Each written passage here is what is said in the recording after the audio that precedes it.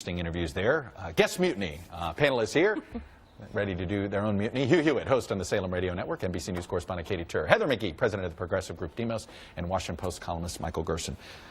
Panel, I'm going to just throw in one quick note here from Rich Lowry and then let you guys add it at what we just heard. Here's what Rich Lowry wrote in National Review on Friday. Any revolution has its pitfalls. There will be false allegations that will be believed. There will be a conflation of relatively minor infractions with criminal acts. And in all likelihood, there will be an overcorrection that will create its own wrongs.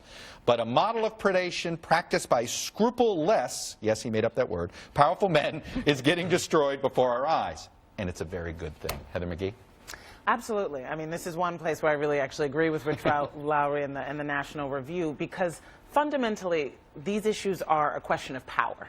And when you think about what we actually need to get at this, to really protect women and people in the workplace, to really change this dynamic, it's the fact that men are still the majority of people who own the wealth, the economic power, the political power. They're the gatekeepers for careers and whole industries. And so you really can't prey on someone unless you have that degree of power. And so as we're thinking about this issue, we're thinking about things that, you know, some people don't think of. It's not just about sexual harassment training. It's about more women in leadership. It's about pay equity. It's about more diversity at all levels of government and power. You're getting at the question I think we're all trying to wonder, Michael, is when do we know we're past this moment? Meaning we've taken another step. Well, you look at that Clinton example, and you had people saying at the time, it's just sex.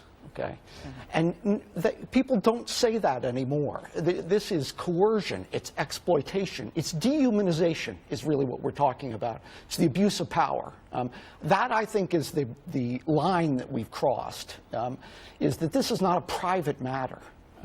This is, in fact, a public matter that requires both a moral and legal redress. But Hugh, and I'm going to throw this to you because you probably...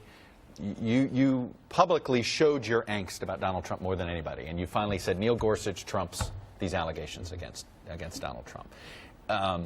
You know, I want to put up a Gloria Steinem quote, because Gloria Steinem in 1998 said something that to me sounded similar. He said, if all the sexual allegations now swirling around the White House, at the time it's Bill Clinton, turn out to be true, President Clinton may be a candidate for sex addiction therapy.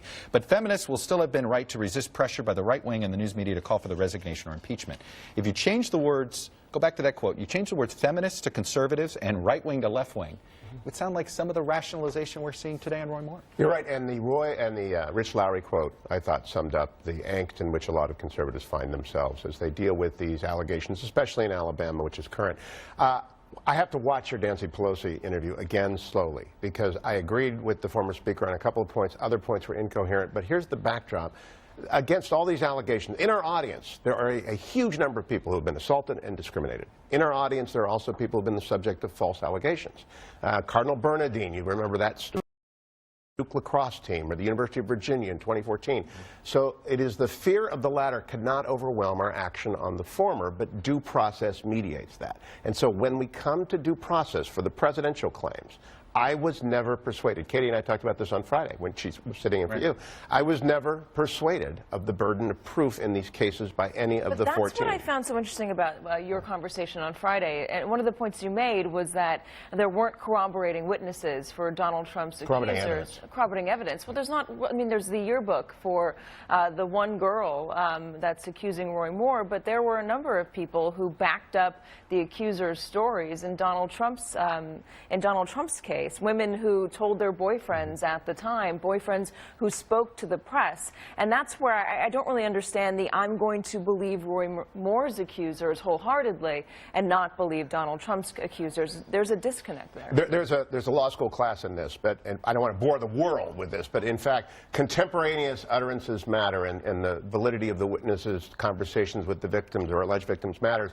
But in Roy Moore, the mom was at a courthouse. It's a physical document. There's just no denying that happened, that she met him out there. There's just a preponderance of the evidence that... But there's evidence that Donald Trump was on the plane. There's evidence that Donald Trump was in Trump Tower when one woman said she kissed him. There's evidence of Donald Trump being in all these places where the women were accusing him. One of the things that I was really struck by, that I have been really struck by in this whole conversation, is that we have a different set of standards very clearly for everybody else and for politicians. Yes. For men in Thank the you. media, for men in the media, for men in Hollywood, they are gone. It is over. The accusers are believed. For men in politics, there is a, oh wait, hold on. Whose side of the aisle? Which side of the aisle is this? I like Al Franken, or I like John Conyers, or I like Roy Moore because they are representing whatever I want them to do in Washington, so I'm going to be more skeptical about who's accusing them than somebody in that is exactly This the is the point.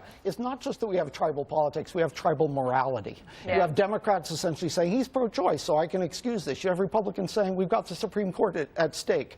That is moral relativism at its worst, it seems to me. You have the governor of Alabama making the case. I believe the women. And then I'm voting Republican. Voting Republican. Yeah. That, I think, is the real problem, is this kind of motivated reasoning that people bring to this issue. And that's what makes it, I'm sorry, I feel like we collectively, the political world, look so much more out of touch than the rest of the world, who themselves were out of touch on this issue until this year. Yeah, I think this is a question where we have a Republican Party with a serious morality problem right now, and I want to name it. I mean, we've got a party that is saying Neil Gorsuch is one thing. I testified against his nomination. If that was what was able to be compelling to you, Hugh, to let Trump's indiscretions and abuse of power go, fine.